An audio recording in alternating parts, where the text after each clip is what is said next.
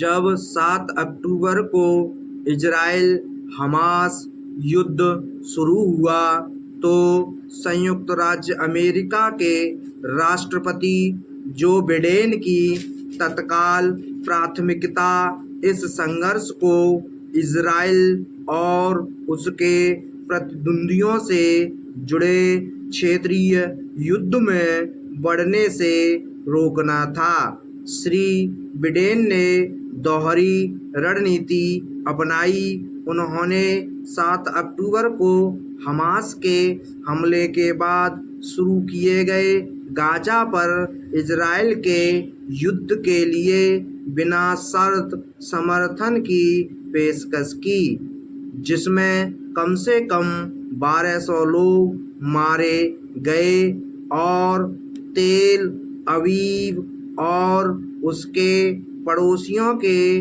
बीच तनाव कम रखने के लिए एक राजनयिक प्रयास शुरू किया। लेकिन जब महीनों तक युद्ध चलता रहा और गाजा में भारी संख्या में नागरिक हताहत हुए तो बिडेन की नीति चरमराने लगी। आज जब युद्ध अपने 8वें महीने में प्रवेश करने जा रहा है, श्री बिडेन इसके क्षेत्रीय और घरेलू परिणामों के प्रति अधिक संवेदनशील दिख रहे हैं। गाजा में इजरायली रक्षा बलों द्वारा 34,000 से अधिक लोग मारे गए हैं, जिनमें से अधिकांश महिलाएं और बच्चे हैं। इजराइल ने गाजा के सबसे दक्षिणी शहर राफा पर आक्रमण करने की कसम खाई है, जहां 1.4 मिलियन से अधिक फिलिस्तीनियों ने शरण ली है।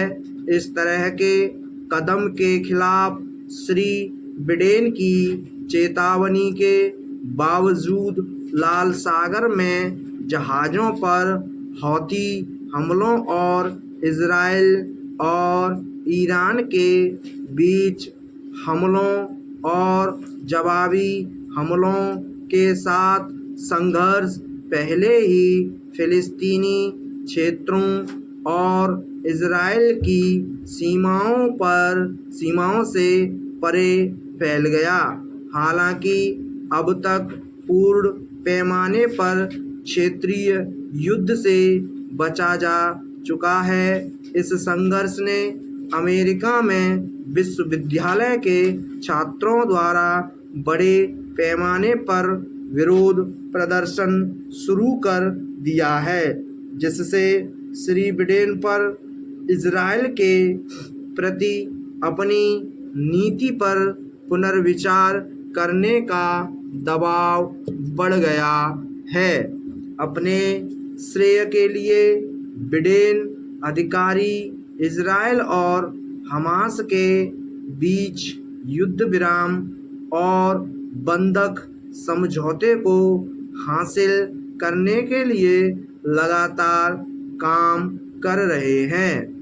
इजराइल के खिलाफ ईरान द्वारा दागे गए ड्रोन और मिसाइलों को मार गिराने के लिए श्री बिडेन की समय पर प्रतिक्रिया और इजराइल के प्रधानमंत्री बेंजामिन नेतन्याहू को उनकी चेतावनी कि अमेरिका ईरान के खिलाफ इजराइल के प्रतिशोध में शामिल नहीं होगा, ने क्षेत्रीय तनाव को कम करने में मदद की। लेकिन संकट के प्रति उनका समग्र दृष्टिकोण त्रुटिपूर्ण है। इजराइल जिस तरह से गाजा पर युद्ध कर रहा है, वह उन सभी मूल्यों के खिलाफ है जिनका अमेरिका युद्ध और मानवाधिकार